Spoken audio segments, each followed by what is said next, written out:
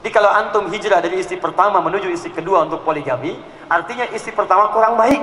Antum cari yang lebih baik istri yang kedua. Itu artinya antum berpisah dengan istri pertama, masuk istri kedua.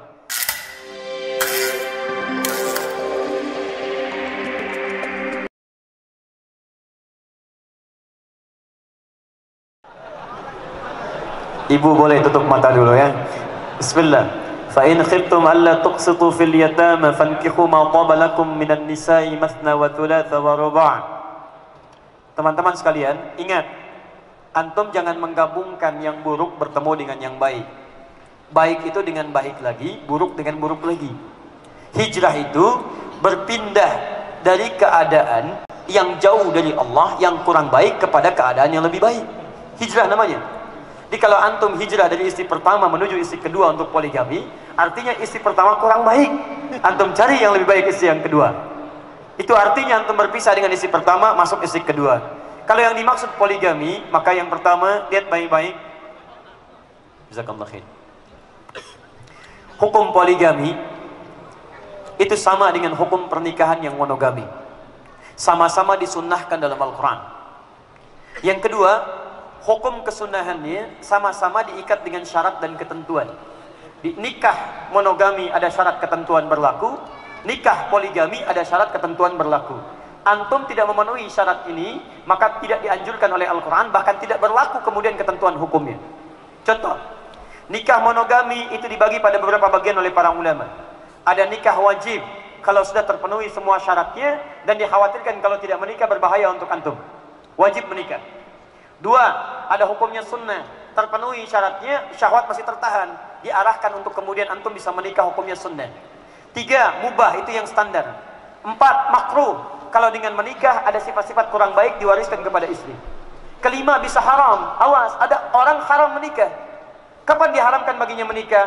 Kalau ternyata dia punya sifat-sifat yang buruk ketika menikah, bisa berbuat buruk bagi pasangannya. Bisa menzalimi pasangan, bisa menganiaya pasangan. Dia diharamkan menikah sampai selesai dulu perbuatan buruknya, itu bisa diatasi. Poligami sama, dia punya syarat. Apa diantara syaratnya? Quran surah keempat ayat yang ketiga. Syarat yang pertama, jika memang dengan berpoligami itu, pertama, bisa menambah nilai-nilai ibadah yang bisa dirembukan dengan istri terlebih dahulu.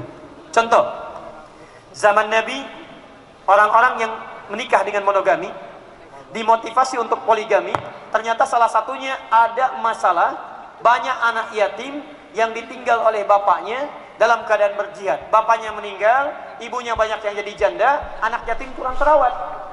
Maka dari itu turun perintah dalam Al-Quran, hei orang-orang yang punya banyak kecukupan harta, yang istrinya satu, yang ingin berpeluang banyak pahala, ayo rawat anak-anak yatim ini. Di begitu anak yatim dirawat, maaf, ada kesulitan.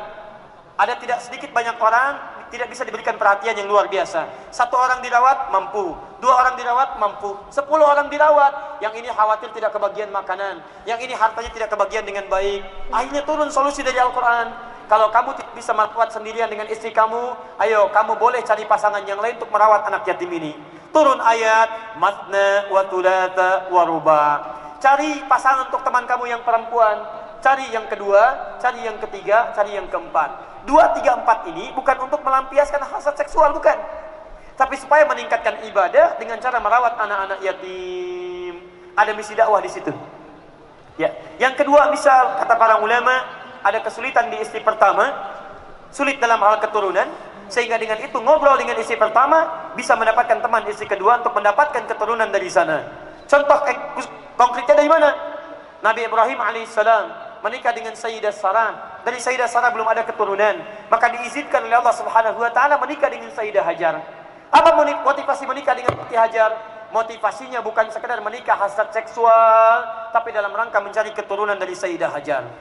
Kalau antum punya motivasi demikian, terpenuhi syaratnya, diskusi dengan istri yang pertama. Kalau dari diskusi itu ada kebaikan, insya Allah di situ antum bisa mendapatkan jalan terang berhijrah mendapatkan istri yang kedua.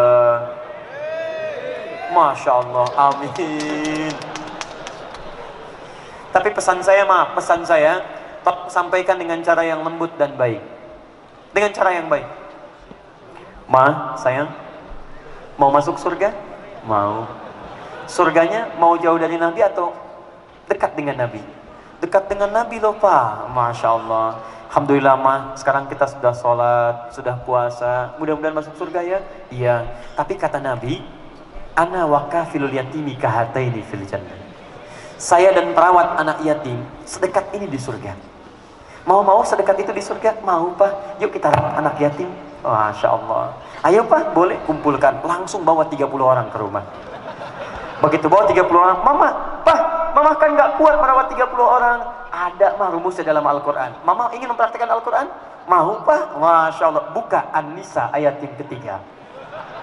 Fa in khiftum ma qabalakum minan nisa masna wa thulatsa wa ruba. Ma, dalam rangka menunaikan perintah Allah merawat anak yatim, ayo kita ke surga. Gimana caranya Mbak? Cari mamah teman, 1 lagi. Kalau tidak cukup, cari 2 lagi. Kan nggak enak Pak kalau di rumah, itu kan bukan mahram. Ayo kita jadikan mahram kita di keluarga. Masya Allah. Maksudnya poligami Pak? Iya, langkahi dulu mayat mama. Masya Allah.